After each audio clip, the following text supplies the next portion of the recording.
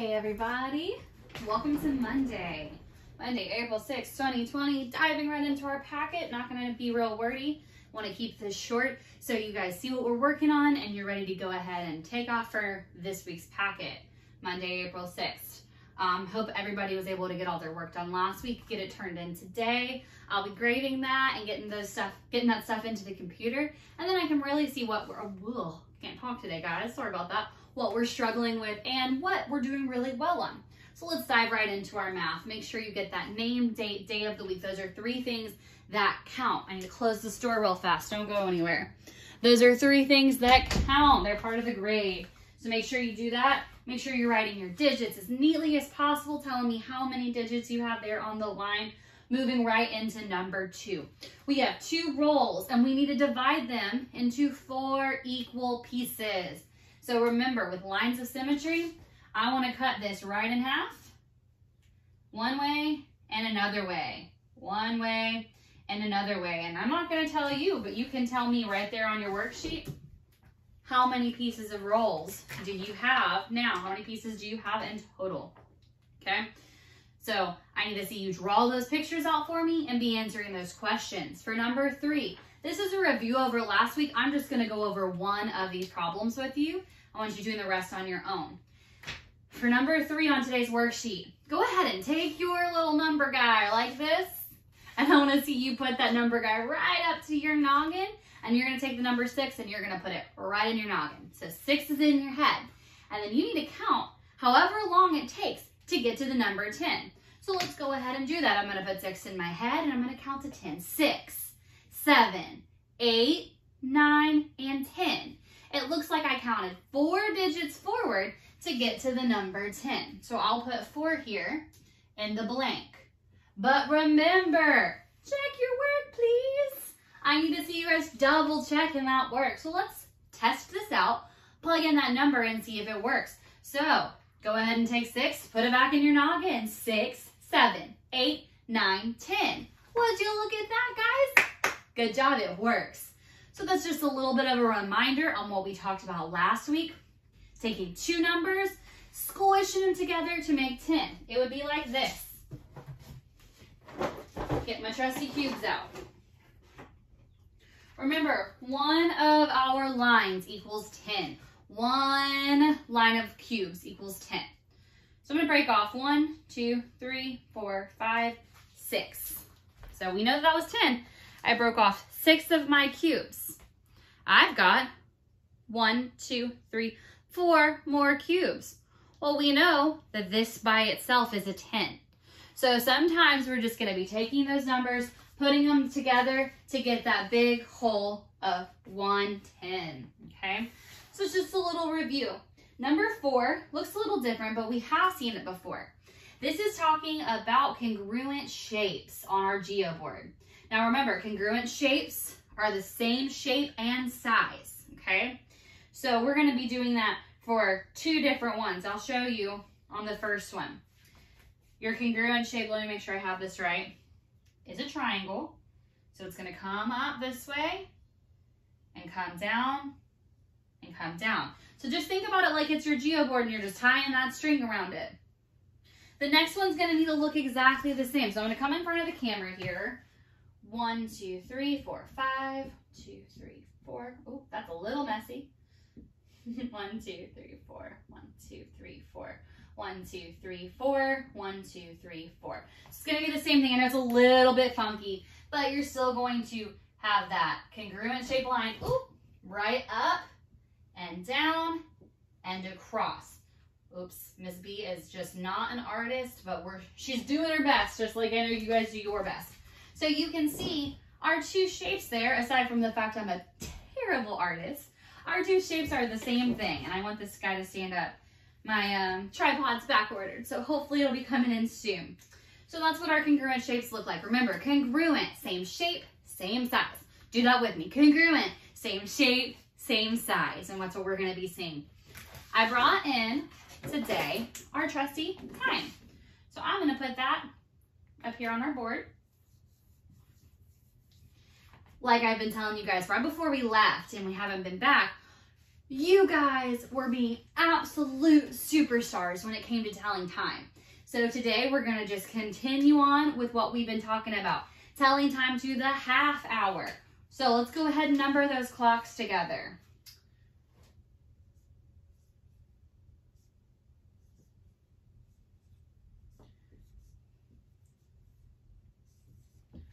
Seven, 8, 9, 10, 11. Now remember, when we're looking at our clock, we always start up here. That shows our hour when we have the 00 behind our double dot, just like that.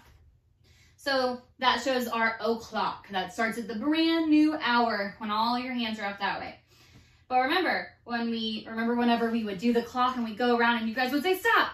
Well, that's what we're gonna do here, but I don't have my spinny clock. So you come halfway around your clock down here to the 6, and that's when we see the 30 after our double dot.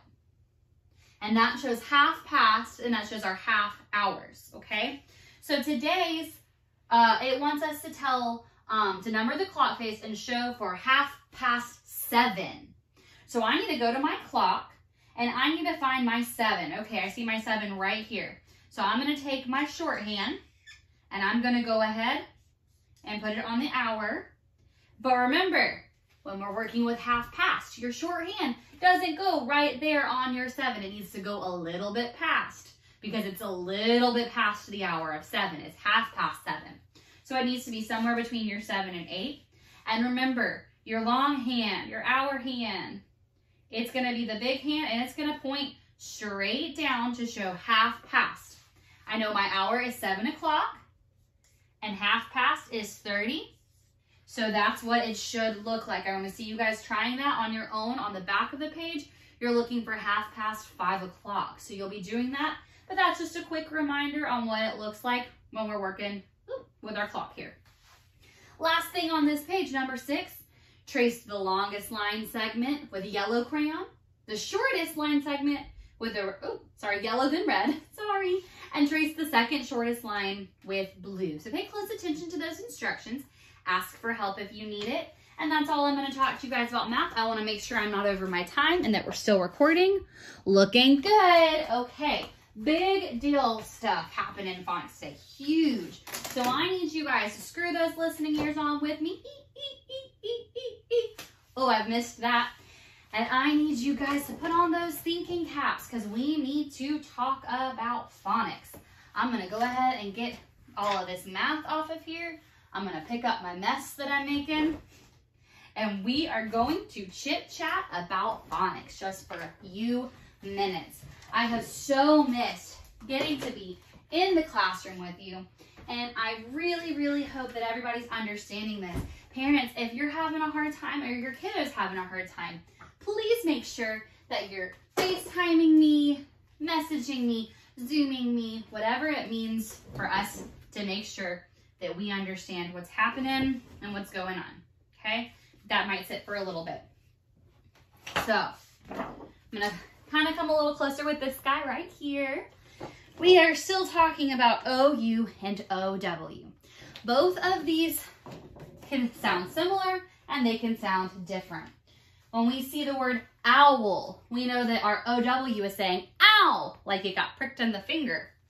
Same thing with our flower. So repeat after me. Owl. Flower. Ooh, let's look at this one. Fountain. If you'll notice, you have an OU. That OU, just like the OW, they both say ow, like fountain or like houses. So we know that our OU and our OW are going to say owl. So think like you stubbed your toe or you pricked your finger on something. OU and OW are going to say ow. And that's what we're going to focus in on today. Okay? We've talked about all sorts of different sounds, but in the specific words I want to talk to you guys about today, we're going to look at, I'm going to put this guy right down here. O-U-T. I see the O-U. I know that that says ow. So this together, ow plus T equals out. Same thing for a word like, oh, we've got a big blend on this one. S-P-R-O-W. O-U-T. That SPR right here, that is a big blend, spruh. Everyone say spruh. And then you have your O-U, you know that that says ow. And of course your T ending there says t. So we've got spruh plus out equals, very good, sprout. I know you said it. We're all here together in spirit. Let's look at another one that begins with a digraph. Okay, our digraph, SH, we all know says shh. And of course, since we're learning our new sound, we see that OU. We know it says ow, ending with the T sound, out. So we have sh plus out equals, very good. Sh plus out equals shout. And then we're gonna look at a couple more here. Where did my eraser go? There it is. All right. For example, O-U-R. We know that O-U says ow. So this word family, O-U-R, is going to say our. Like that dog is our dog. Okay?